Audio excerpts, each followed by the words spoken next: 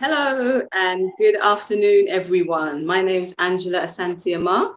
On behalf of Global Pan Africanism Network, you're invited today to watch a live discussion marking today, 10th of December, being Human Rights Day, as designated by the United Nations General Assembly, I think in 1982 or so. And so today, the UN theme is Recover Better. It's a theme related to COVID-19 and everything that surrounds that. However, we are focusing on us as a people, and specifically one aspect of that, which is what it means to be Black or melanated, in a racist world. So you're not going to hear too much from me today. I'm happy to introduce Brother Raki App, who is one of our regular, I would say, people to grace the stage. Brother Raki App, for those of you who have not met him before, he is the spokesperson for the Free West Papua campaign, and he's going to give us an update on the situation there with our people, amongst other things. So please give a warm welcome to Brother Raki App. Hello, my brother. How are you doing? Hello, Sister Angela. Thank you for the kind introduction, and I'm doing well. Thank you. You're welcome. So, my brother, what can you tell us about how are things going with the campaign? What is the latest of the situation over in your part of the world? Yeah, so it's really dynamic at the moment in West Papua. Just for those who haven't heard about West Papua before, I will give a short introduction about the location where it is. It's the island New Guinea, right above Australia in the Pacific region. And West Papua is like the western half of that island, and it was a former Dutch colony. And without the consultation of the indigenous West Papuans, Black indigenous West Papuans, the Netherlands signed an agreement with Indonesia and hand over sovereignty to the current Indonesia. And since then, the West Papua have been occupied, colonized, and NGOs are estimating more than 500,000 deaths in the last 60 years. That is 1/3 of our population. So just a brief summary about the past. So we have a new colonizer, which is Indonesia. And as you can see, we are not ethnically Asian, but we are really clearly part of the Melanesian and as African descent, Black, curly hair, dark skin.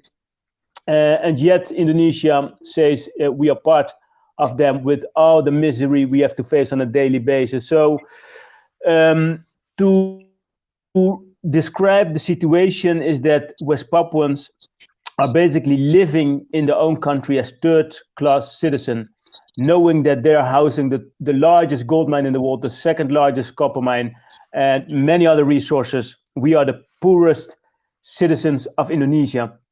And luckily, we can say since the launch of our campaign by His Excellency, Mr. Benny Wenda, who now is the chairman, I have to correct that because we have an upgrade in the liberation movement. I think last week, the United Liberation Movement announced an interim government, and the people have forward His Excellency Benny Wenda as president. So it's really dynamic, and Indonesia is reacting very aggressively to that update, to the upgrade desired by the people. And what we can say on this important day, which is the International Human Rights Day, is that we have received reports today that colonial Indonesian military and police are, using violence again against indigenous West Papuans who are coming together today to mark this important International Human Rights Day. But this is not new.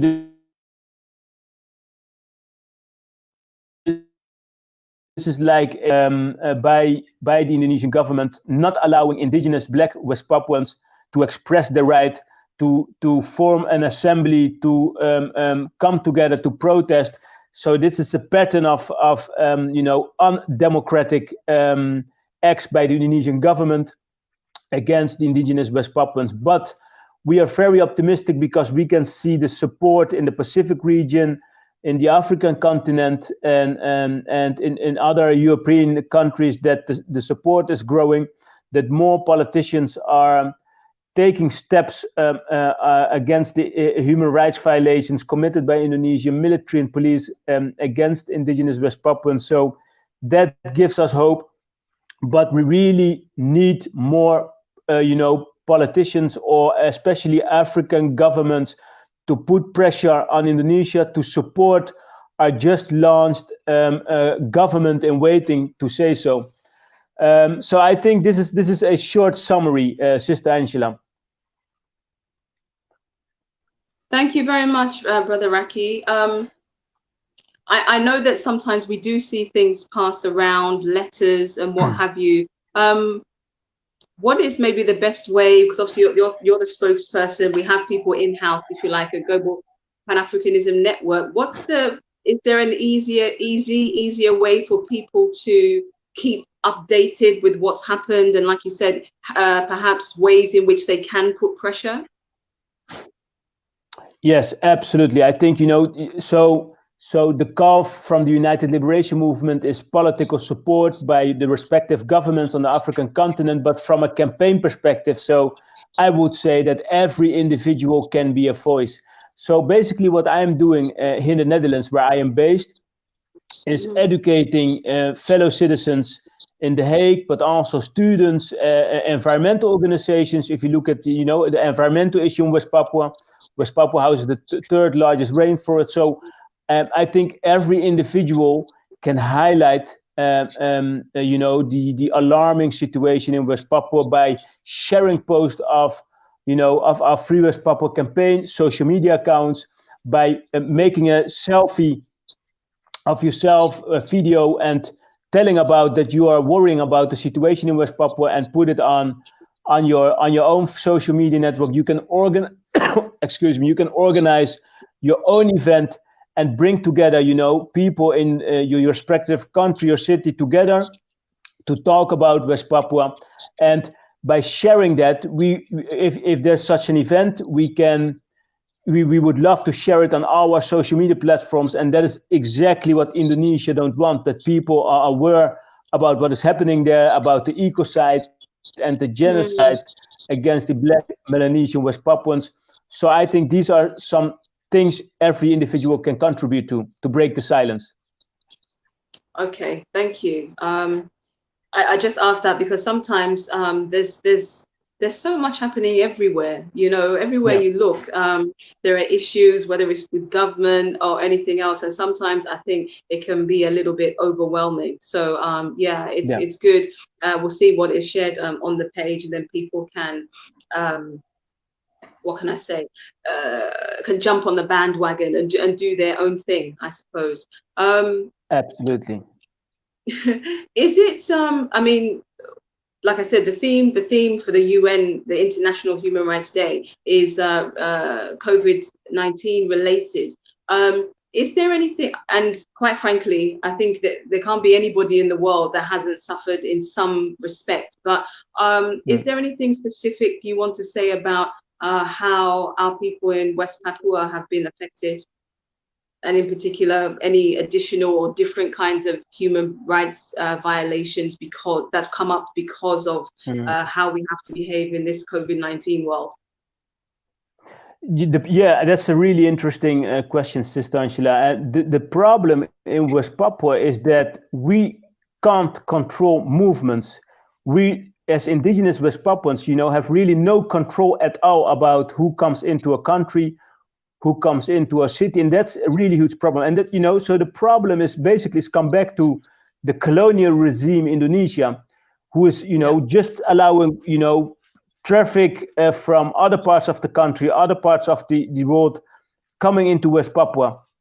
And I think that's the problem. We have no say at all to take certain measures to prevent, virus movements going into indigenous territory or villages, and that's really something, you know, which is disturbing. But I have no specific updates about how this works out locally in West Papua. But this is something, you know, which I'm really interesting to see how it works out.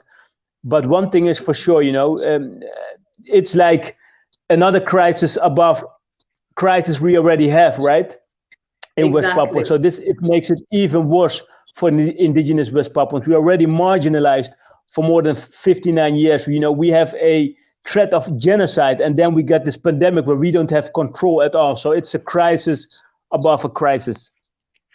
Absolutely. I think what you say there resonates, I think, really for Black people around the world, although you could say in Africa, you know, Africans on the continent maybe slightly differently, but definitely in the diaspora, I can speak especially about the UK, COVID-19 just seems to have exacerbated, worsened, highlighted the disparities there were anyway between, you know, how Africans, people of African descent are treated compared to everybody else, you know. And so it's it's not something that they could sweep under the carpet anymore.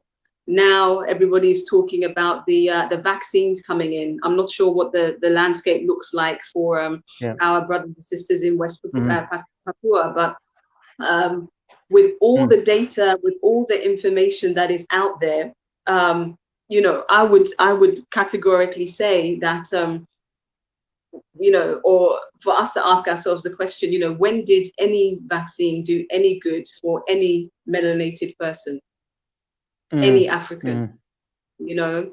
And but our people are really struggling, you know, are really struggling with the load of information that's coming at them, and they're not sure what to believe, what is right, what is you know, just made up. And I think it's I think that actually puts an extra pressure on us trying to come together to support each other, because this thing is just pushing everybody into more of, like you said, more crisis and more panic. Absolutely agree. Absolutely agree. So these are really worrying times, you know, for people who are already, you know, marginalized, not heard for decades, and then we got this crisis. We don't, you know exactly what is true. Is this a testing area again, once again, on the Black people first to see how the vaccine works, you know, and then to serve the global North once again after they can see whether the vaccine fails or not. You know, things like that are really, really worrying about. Yeah, I mean, it's like I said, there's a whole load of there's a whole load of information, and as far as I'm concerned, everything points to number one, why should we trust? Number one, why should we try any vaccine? Because we've been shown time and again that it actually does more harm, and not it's fatal. It's fatal to us as African, as people of African descent. And then even if somehow, you know, there was any safety, you know, safety in it, it's still, how do you trust something that they've knocked up and put together so quickly, when people still suffer from things like colds, people still have HIV, people still, you know, it doesn't make sense. Exactly.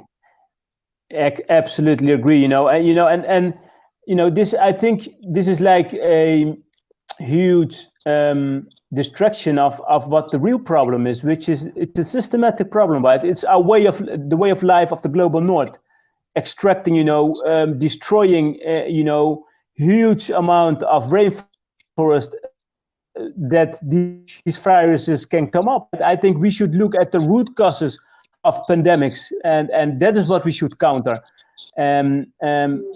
But this, you know, it's absolutely not clear, and I'm really worried about, you know, the way ahead if we won't learn from what brought us into this pandemic in the first place. And I think that's the way of life of you know, mostly the global North.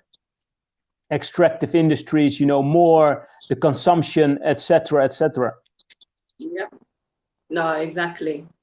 And I was going to say there's no easy answer. There is an easy answer, but it depends who you ask. Because, like I said, a lot of us are divided, and not just across the race. You know, humanity is divided. You know, lots of people, even before the pandemic, there were people against vaccines. So I think this one has just made things more difficult. Absolutely.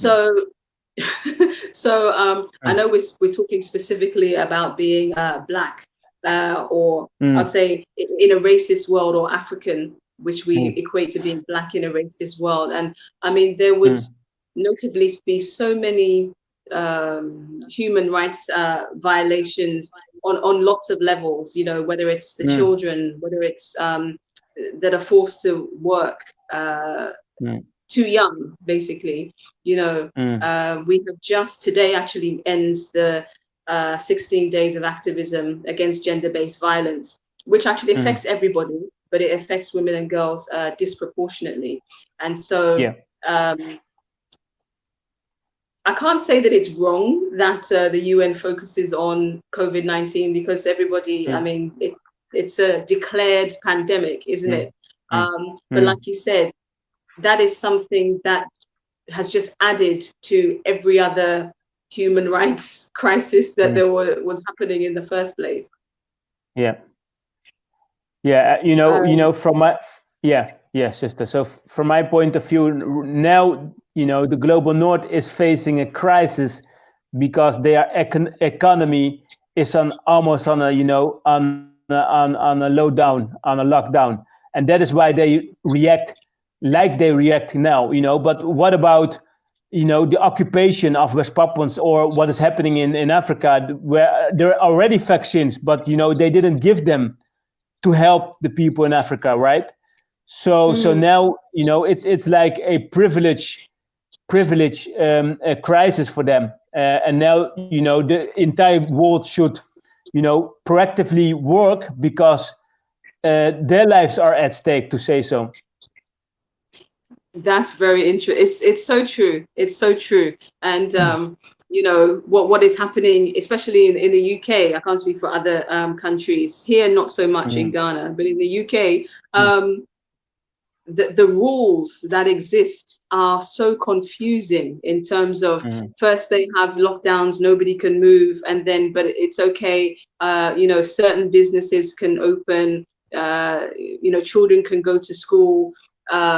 You can congregate in limited numbers in some areas, but then in lots of, you know, it's very confusing. And I think people are fast realizing that, well, quite frankly, like you said, they cannot cope with another attack on the economy.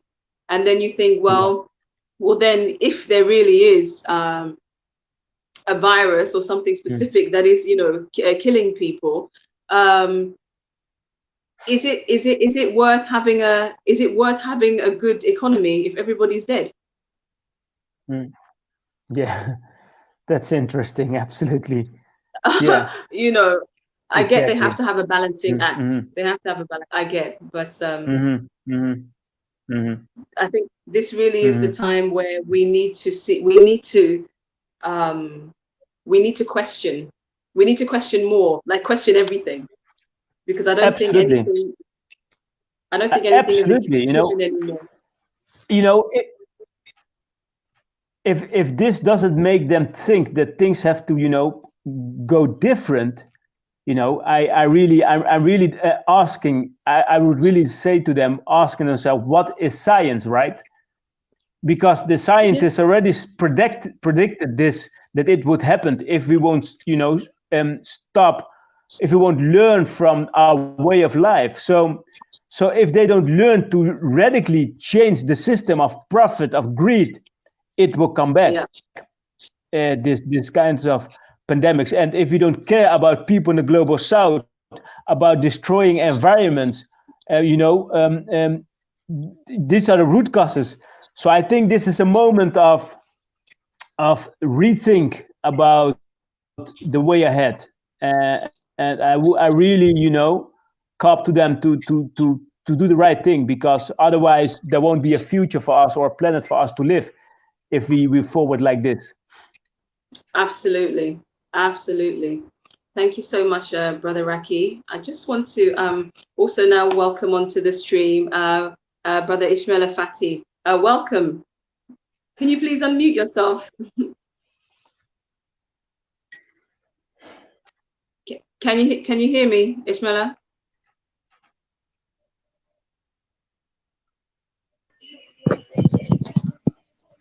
All right, yes, Okay, wonderful. Welcome to the platform. I don't know if you caught any of what we're talking about. I mean, brother Raki was just updating us on the situation in West Papua. But where you are based, is there anything specifically you want to say about the human rights violations or what it means to be African, dark skinned, black in a racist world where you are? Where are you based? Okay, thank you so much. I am based in Gambia, in West Africa. Basically, we are not facing a lot of human rights violation here. If I say there is no human rights violation in the Gambia, I might be wrong, because basically we live in a world that is full of human rights. But as a Pan Africanist,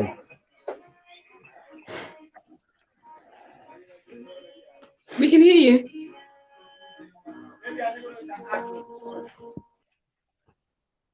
Whoops. Oh, I think we seem to have lost. We seem to have lost him. That was a shame. I was just getting ready for what he was going to say. Yeah. Exactly. Yeah, it would be interesting to hear from him, because I know one of our fellow members, Pan African, has recently gone to the Gambia and is actually having a good time, but went from the UK. I have people I know other people in the UK who are going to the Gambia to flee what is happening in the UK. And I think I would say, having only left there a few months ago, that yes, there are difficulties. People are struggling in some areas, in a lot of areas, but people are struggling to make ends meet, like have their basic needs met. Like other countries are in the world, with COVID-19 and the lockdown came increased human rights violations across the board, but in particular violence, violence against women, against girls, against children. But having said all of that, I will still say that as a Black person, as an African person, there is a freedom that we have here on the continent that we do not have in the diaspora. There is some, I don't know if you can relate to that, being where you are in the Netherlands, Brother Raki. But it's the things that you're not worrying about. You're not worrying about the color of your skin when you're out here, because practically everybody looks like you. There may still be issues. Go ahead. Yeah. No, absolutely agree. I last year I visited our brothers and sisters in Cape Town, South Africa, and the moment I step out, entering the airport and the city, I feel like such a different spirit as when I walk here in The Hague, and all the people around me are mostly white. It is a different, right? You really feel like people see you and look different at you. And when I was in Cape Town, it was really different. But I can see that Brother Ismail is back, so please give him the word, Sister Angela. Thank you. Sure, Brother Ishmael, we were looking forward to hearing. Thank you so much for giving me the You're welcome. Yes, thank you so much for giving me the opportunity. Yeah, I was having some issue with the connection in my area here. Basically, I live in Gambia, West Africa, and I cannot say that in Gambia we don't have human rights violation, but it's very minimal, because we live in a world where there is full of human rights violation. But as a Pan-Africanist, I will speak in a Pan Africanist term, and I will speak as an African, and also look at African people. How are we as African people in the midst of other civilization? How do we survive within the midst of other colors who term us as inferior and low people? Basically, we understand that we, the black people, we are the home of human civilization. One can say Africa is the home of human civilization. And for that being the case, we must live in a world where we must respect the fundamental human right. We must live in a world where we can respect each other despite our color. But going down to the history, as one great scholar said, Marcus Garvey, he said, people who don't know the history of their origin is like a tree without any root. Basically, if one has to judge Africa as a continent, we need to be historically conscious. We need to know an Africa 400 years ago, before the coming of a white man, how do we live together in a harmonized society? How do we live together in a communal society where we respect each other, where we also ensure that we follow the principles of human right? But when a white man came to this continent 400 Sorry, viewers, if you can bear with us. Years ago,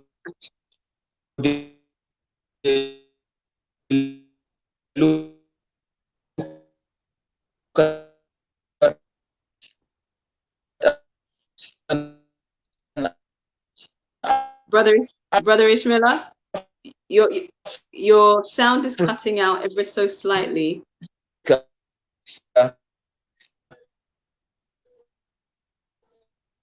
Are you able to repeat what you said?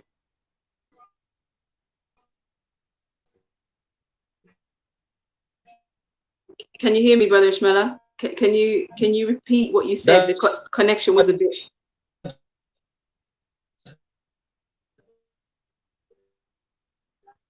Oh dear. I think Brother Ishmael may have to come back unless the connection restores itself somehow. We know we have these issues from time to time. Yeah. Okay, let's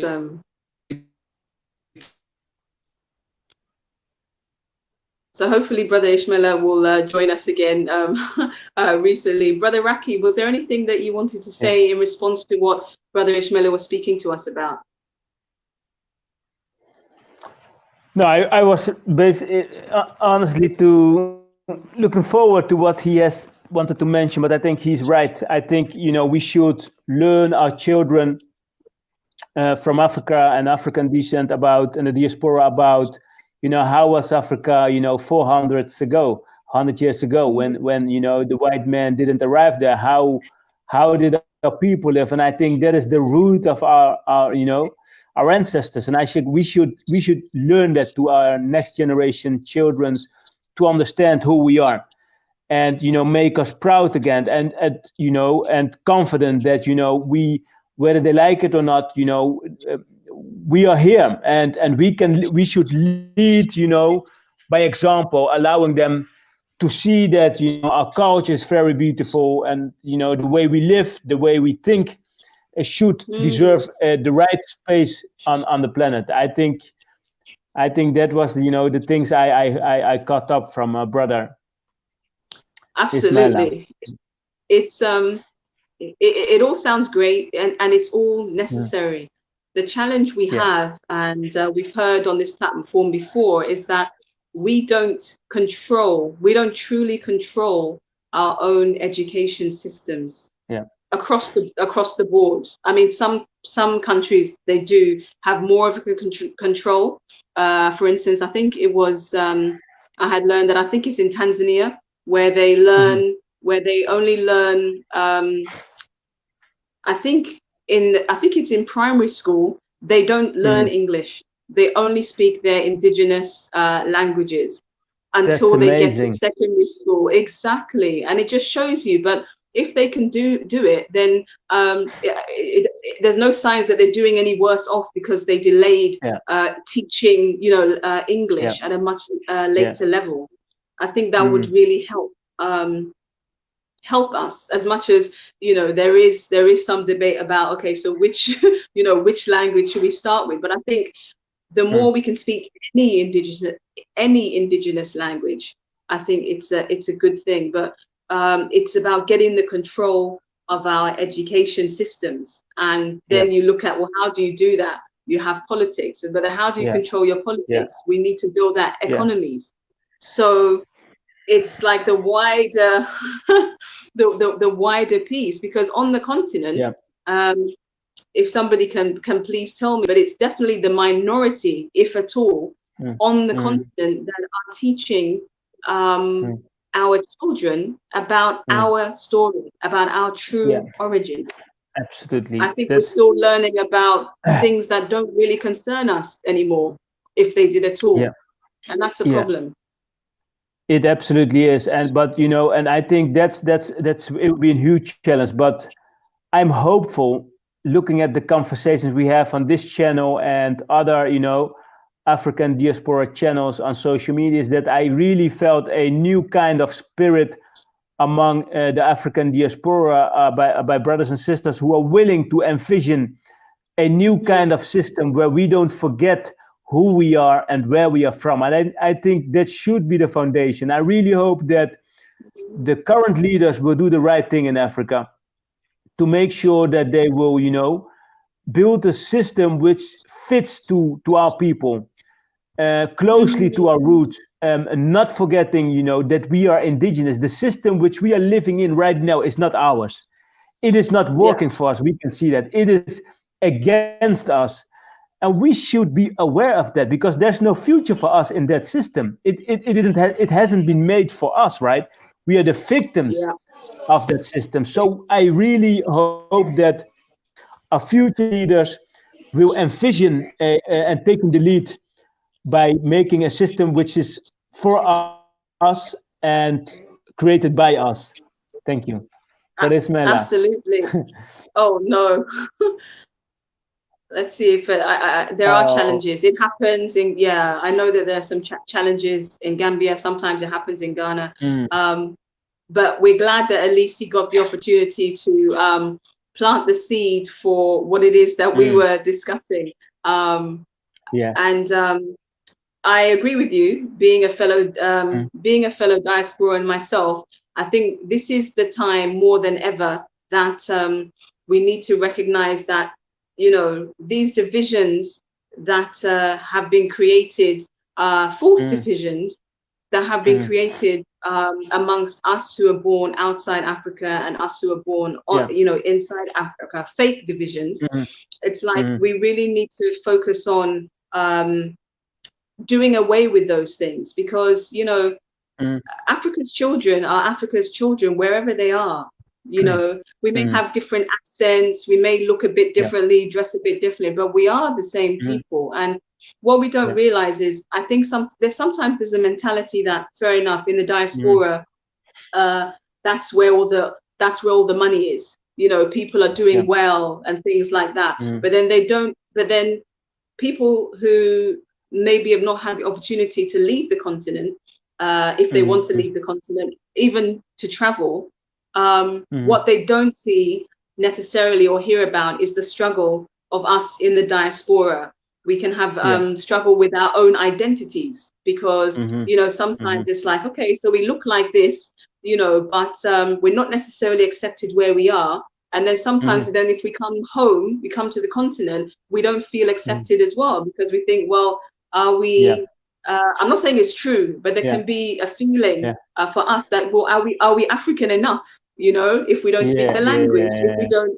So these kinds of things, I'm hopeful. I am really hopeful that these kind of things melt away, and we realize that yes, in the diaspora there may be and truly there are more resources, but that's not all. There are resources in terms of perhaps more money, although we spend more money in the diaspora, but also just in terms of a difference of perspective, how we think because of the experience we have lived there. It is different. I'm not saying it's better, but it's different. So we should be able to come back and say, okay, we're not coming back to Africa or coming home to tell you how, you know, that we must do this, but how about, have you tried this? Have you tried that? Let's try that. And in return, one of the things that, you know, I am pleased to be home about is, like we said, we keep talking about the history, but imagine if we don't own our if we don't own our curricula, we don't own our education systems, how else are we going to learn? You have to speak to the people. You have to be around, you have to be among the people, speak to the elders, you know, because a lot of our history as well was burned, right? It was all destroyed in a bid to help us to forget who we really are. So the more of us that can come, I'm not saying we all need to come, because the whole planet is our home. Like the whole planet is our home, because we were the first people here. But the more of us that can come, whether it's temporarily or permanently, this is what will help, because it needs both. If the continent could do it all by herself, she would have done it. But it goes to show you that the children of Africa elsewhere, they matter as well. And we must come, everybody's got their part to play. Yeah, that's beautiful said, Sister Angela. And I really hope, you know, these are tough challenges, right? But I think, you know, we can't afford not to try it, because the future in this system not changing anything is not a future for us. We will be victim constantly, and, you know, unrooted. We will stay unrooted, and that would be a not happy, bright future, right? So I think we should invest from the diaspora, but also from the brothers and sisters in Africa, to come together, learn from each other, and see how we can make this a better continent, a better world, which you know, aligns with us as Black people in this world. I think we really deserve that place, and I really look forward to collaboratively work together. Absolutely. Greetings, Brother Daniel. How are you doing? Greetings to Angela and Brother Raki. Hello, Brother Daniel. I'm doing well. Greetings, Wonderful. brother. I'm really excited to be here today. And we're having very interesting conversations about how we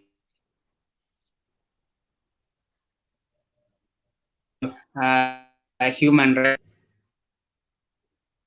like any other race, because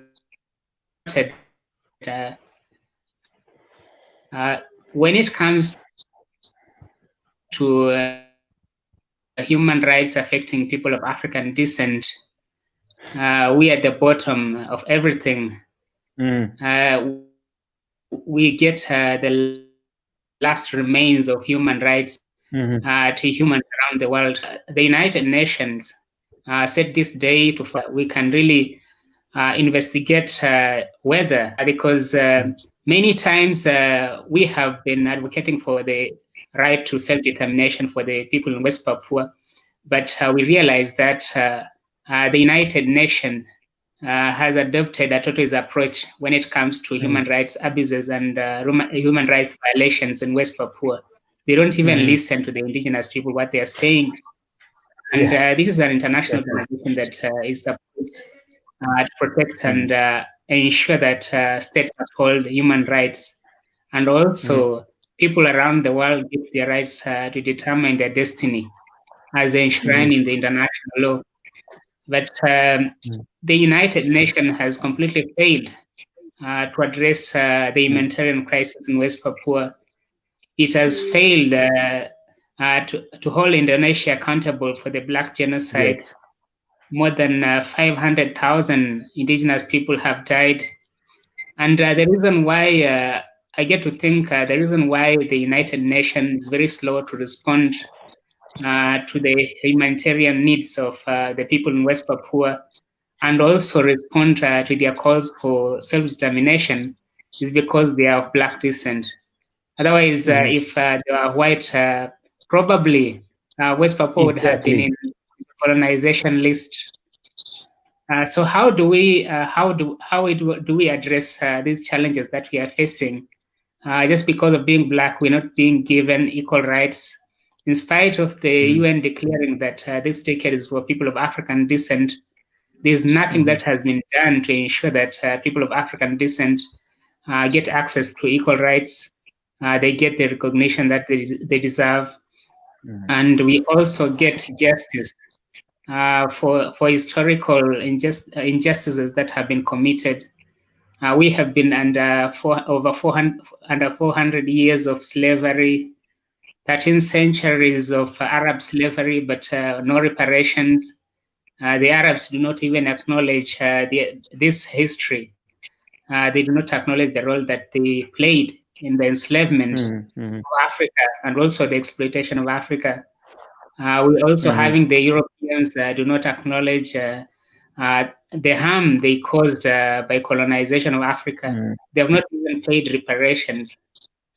So when you're talking about human rights, and these are the same nations that are in the front line to speak about human rights and lecture Africans on human rights, I think they don't deserve that seat to lecture Africans on human rights when they have failed to deliver justice to Africa for the historical crimes against humanity they committed during the colonization and also the enslavement of Africa. So this day is for people of African descent to challenge these systems of oppression, the systems that continue to even suppress our voices. We have noted that also the technological racism has continued to escalate. This year has been the worst for us on Facebook. We go live, but actually you don't see the live viewers. In spite of having more than 323,000 followers, you'll find that there's only one person who's watching, or probably 0 viewers. So Facebook introduced a new algorithm which blocks live videos. And therefore, you find that even our followers do not even get the live videos. And the page engagement has really gone down.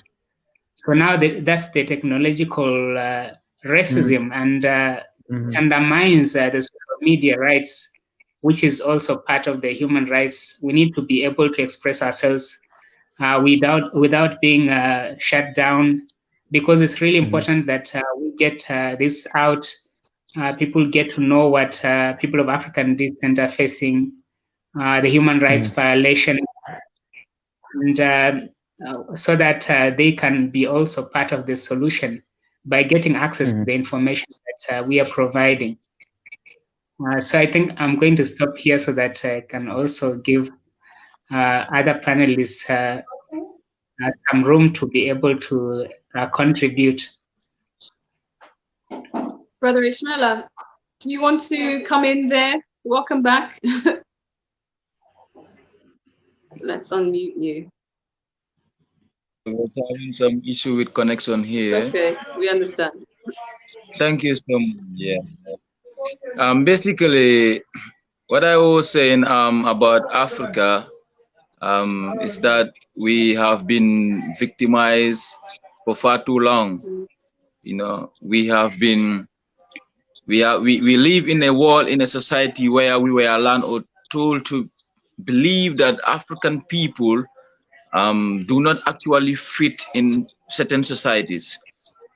We understand that if we are to talk about human rights violation, we have to go far too long, 400 years ago, when a white man came to Africa. That was where the human rights violation started in Africa. The coming of a white man in Africa. the atrocity and the killing of a black man by a white man was part of human rights violation. And this was 400 years ago. From slavery coming down to colonialism. And after taking more than 15 million Africans out of this continent, they take them to the New World, America and Europe, West Indies. They introduce them to a society where we actually know that black people don't fit in that society. And that's where racism begins. You live in a society where you feel so inferior upon yourself as a black man. And 400 years ago, when they were taking Africans out of this continent, they believe that African people are more strong and energetic, and they are also, they can resist to the climate that they are going. But in this present generation, we have seen what is happening around the world, especially in Europe and America. So basically, human rights violation is something that, we have faced for far too long. And it is high time for Africans to rethink, to recalculate and redefine our way of life. And how do we do this? We have to ensure that we bridge the gap between those in the diaspora and in Africa. We have to ensure that those who thought that they were disconnected in Africa, because some of our brothers and sisters who are in diaspora, they thought that they are disconnected in Africa. They thought that they have no place in Africa because of how we Africans who are in the continent, how we see them. And which I also call as a human rights violation, because they are part and parcel of Africa. Therefore, we have to ensure that our brothers and sisters, we connect them to Africa, to feel the love of Africa, to let them know that this is their home. There is no place like home. And I have always been saying this, no matter how long a stick stay in the river, it will never turn to a fish. No matter how long you stay in Europe and America, the white people will never see you as a white man. They will always be discriminating you day and night. Marcus Garvey said when he was advocating, and even before Marcus Garvey, long before in the mid-19th century, when our Pan Africanists, people like Martin Delany, Alexandra Krumel, in the early 19th century, when they were advocating for Africa's unity, the early voices, they stick on a principle and a philosophy that black people cannot live in the midst of a white people because it will breed corruption, it will breed what we call as human rights violation. This was in the early mid-19th century. If those people can see the future, they can foresee, they can think, they can see the vision of how we, black people and white people, will live together one day. I think definitely in this present generation, we have to ensure that our brothers and sisters, we connect them to Africa so that the violation, the human rights violation that they are facing in the diaspora will not happen again, because it has to stop. It's far too long now. We live with people who doesn't consider us as human beings, because I could remember 400 years ago when a white man came to Africa and he saw a black man, he ran away and saying that, oh, look at those black monkeys. That is where human rights violation started. You see a black man, you call him a black monkey. That is a human rights violation. So therefore, we are living with people who doesn't consider us as human beings. They only consider Africans as a human being when they are casing their interest in Africa. That was the only time they signed a treaty of friendship with us, thinking that they can manipulate our mindset. They can still decolonize our mindset. Whenever they are in a treaty of their own interest with African people, they see us as people, they see us as human beings, they see us as their brothers, they see us as their friends. But when the interest is done, white people don't see black people as human beings. So therefore, I am urging my fellow brothers and sisters who are in the diaspora and also in the continent to come together as one. We show love to each other. We see each other as one family. We bridge that gap between the diasporians and the African people. We also welcome them to the continent because most of them feel that they are disconnected. when you see a black American when they come to Africa. I've seen that several times when they come to Africa, especially in my country. What happened? People don't see them as African people. They see them as European people, when their origin, when their ancestors actually came from Africa. And I will give a scenario that happens in my country a few years ago, where I witnessed it myself. A black American, which I know that his origins are from Africa, was humiliated by fellow black people, saying that you have to go back to your country, you don't belong to here, and which is a wrong misconcept.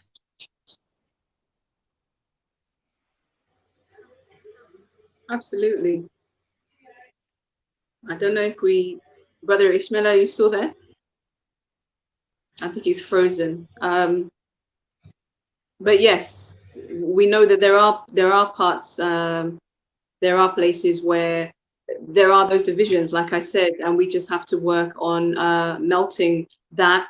There are divisions everywhere. There are, you know, we talk about, I guess, racism in the diaspora, but tribalism on the continent, you know. So of course there are things to work on. So that doesn't take away from the human rights violations we've suffered due to the introduction of colonialism and imperialism, which we're still living, absolutely. But my personal choice, whilst we need to be aware of what's going on and how we're still being suppressed, we also need to put more of our energy in building, in coming together to build things, you know, build up the country, build, whether it's physically building buildings, you know. We have here, and I'm sure it's very common across Africa, children going to school under trees, you know, like they don't actually have a building, you know.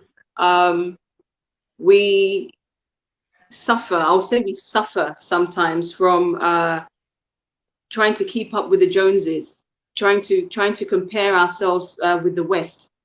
That one right there, I'll just call, we cannot compare ourselves, as in our systems, our structures, we cannot compare ourselves to the West, because it's our label that went, it's our labor that went into building the West. And so they have the benefit of our skills, our talents, our brawn, our brains. And that's what left the continent and left us with what we have here. I am not saying that we don't have brains, talent, skills on the continent, but if most of your effort goes to building elsewhere, that's the place that will flourish. And that's why we want to, and we continually encourage our brothers and sisters outside Africa to come back to the continent, because now this place is being depleted, despite being the landmass with the richest wealth, you know, in the world. It's depleted because let's just say that wealth is not being shared for the benefit of our people, and it won't be until we remember that we remember how to take back control of it. So I echo what Brother Ishmael was saying. Yes, and that is the vision of Global Pan Africanism Network, to create a United States of Africa. Yes, there are lots of things to deal with. But it starts with we have to learn. And the thing is, learning, we can't just learn in our head, we have to walk the talk. So when we talk about uniting and uniting, you can't unite with somebody if you're not going to invest your time and money with them. It's not going to happen. You know, it means, yes, we have to deal with our conditioning that we have been taught to not trust each other, you know. So sometimes it's not always going to work, but if we don't actually do it, we don't try, then we're never going to move forward. So maybe we try on a small level, you know, we invest, you know, people come together, they all put maybe the same money in for things, or they use their skills to help build something. But it's not all about our financial resources. Human rights violations, yes, they exist, absolutely. Should we ignore them? No. But like I said, absolutely, Sister Leah, we do have to try. We do have to try. because then we don't have anybody else to blame but ourselves.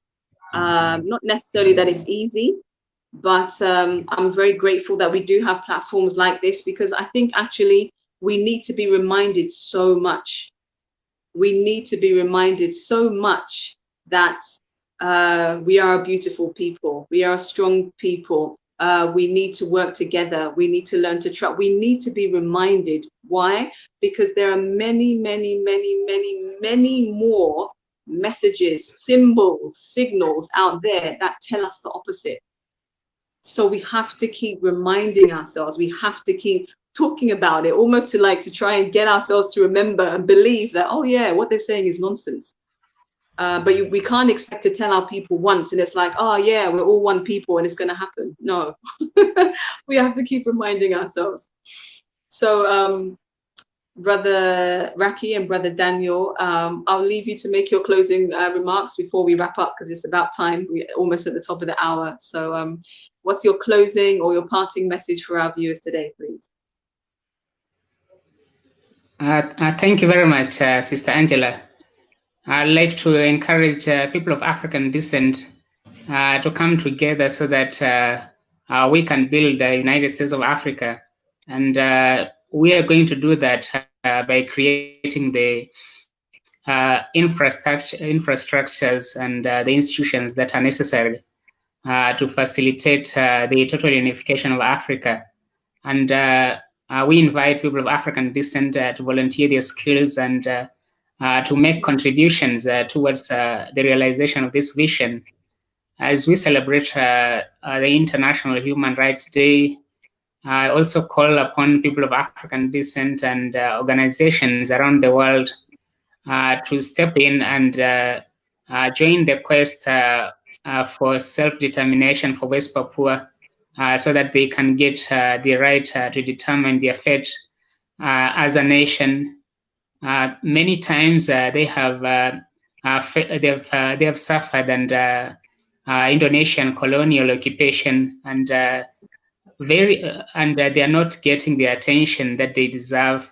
There's need for the international community to respond to the humanitarian crisis in West Papua and the increasing militarization of West Papua, so that the indigenous people can get the right to self-determination, and they can be accorded full human rights like any other race. Because I believe human rights should be universal, and also I believe that West Papua deserves the right to determine its destiny. Thank you very much, Sister Angela. Thank you, Brother Daniel. Thanks very much. Brother Raki, do you have a parting message for the viewers? Yes. Whoops, one moment. One moment, brother. I think you're muted. Oh, Brother Raki, can you unmute yourself? I can't unmute you from this side. That's better. Yeah, I think I'm unmuted now. All right, yes, thank you. No, first of all, I want to thank the Global Pan Africanism Network once again for hosting me and giving me the platform. And I think I underline all the words of all the speakers, including Sister Angela and Brother Daniel, that we should constantly work together, that we should constantly act the change we want to see, because there's nobody else who's going to do this for us. They want to keep us on this level, on the bottom of the system, not having the control. So so we can't afford us not to try every single day. And what I'm doing is I see the change all around me, because I am the change I want to see. I am the change my children have to see, to believe that they are capable of realizing the change they are doing. And I'm really, you know, it gives me really optimism to be here once again. And I'm looking forward to the next event where we can come together and learn and share the steps we have made. thank you all. Thank you once again. Thank you very much, Brother Raki and Brother Daniel. And thank you to the viewers, whether you're watching live or on replay. Thanks for engaging. Please keep engaging. Send us questions if you want to take part in creating the vision, realizing the vision of the United States of Africa. It's a huge vision, but it's one that we can achieve if we just persist. For me, it will happen. It's just a question of how quickly do you want it to happen. So thank you for joining us today. Yes. I'm sure we'll be back on the platform. If nothing else, then on Saturday with the Black Mental Health Matters at 1 p.m. GMT. So thank you. And yes, we'll see you on another occasion. Thank you. Goodbye. Thanks, Brother Raki. Thanks, Brother Daniel. Thank you, Sister Angela, Brother Daniel. Have a good one, both of you.